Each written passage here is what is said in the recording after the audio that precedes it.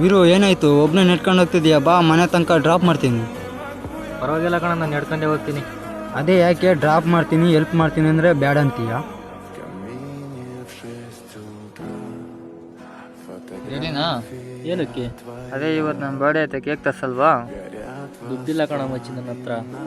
ಅದೇ ವಿಶ್ವಾಸ ಇಲ್ವೇನೋ ನಿನ್ನ ಬರ್ಡೇ ದಿನ ಎಷ್ಟು ದುಡ್ಡು ಖರ್ಚು ಮಾಡಿದ್ದೀನಿ?